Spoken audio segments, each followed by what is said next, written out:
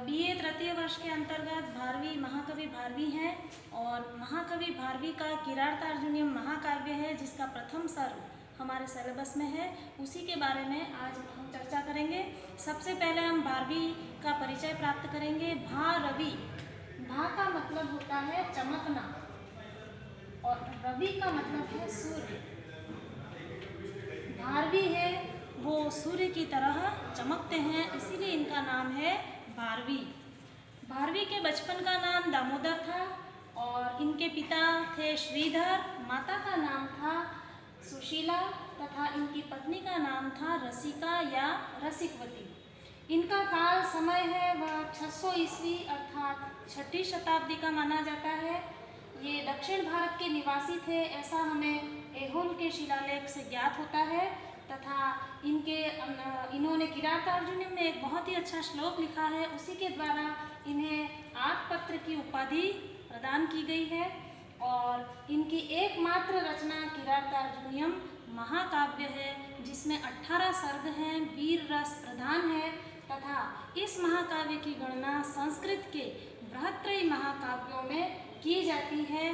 किरातार्जुनीयम का जो कथानक है वो महाभारत के वन पर्व से लिया गया है और इसमें किरात हैं वो शिवजी हैं तथा अर्जुन। किरात और शिव, किरात अर्थात शिव और अर्जुन के बीच इसमें संवाद और जो युद्ध हुआ है उसी का वर्णन है।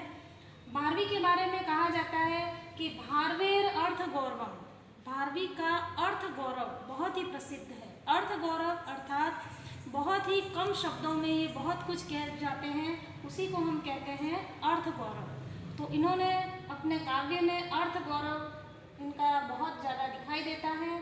इनके लिए कहा भी जाता है कि ये बहुत ही अच्छे, इनके पिता से भी ज़्यादा ये विद्वान थे और राजा जो था वो इनकी बहुत ही प्रशंसा करता था भारवी की, लेकिन इनके पिता इनकी प्रशंसा नहीं करते थे तो इन्हें बहुत ही गुस्सा आता था और एक बार ये पिता को मारने के लिए चले गए। लेकिन जब उन्होंने माता पिता का बात सुनी तो पता चला कि पिता तो वैसे ही प्रशंसा नहीं करते हैं, केवल इसीलिए कि वो इसकी ज़्यादा प्रशंसा करूँगा तो ये बहुत ही ज़्यादा चढ़ जाएगा, इसलिए पिता इसकी प्रशंसा नहीं करते थे। तब भारवी को बहुत दुख हुआ कि अच्छा हुआ मुझे पता चल गया कि मेरे पिता के मन में मेरे लिए कोई वैर भाव नहीं है। तब इन्होंने पिता से क्षमा मांगी और कहा कि इसका मुझे क्या प्रायश्चित करना होगा। तो पिता ने कहा कि तुम अपने ससुराल में जाके रहो और वहाँ पर अपना प्रायश्चित करो।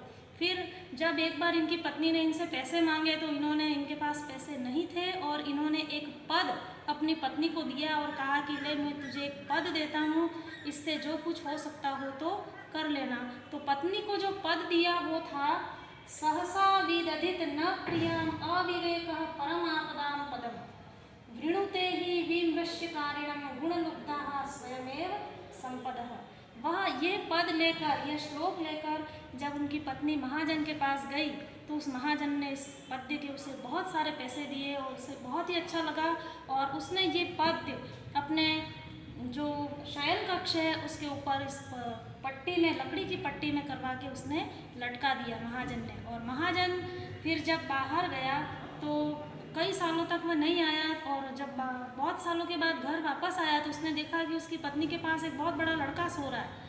तो उसने सोचा ये दूसरा आदमी कौन है जो मेरी पत्नी के पास सो रहा है। लेकिन जैसे ही उसकी दृष्टि उस पट्टिका पे गई, उस पद पे गई कि सहसा विदधित न क्रियाम, कि अचानक कभी भी कोई कार्य नहीं करना चाहिए।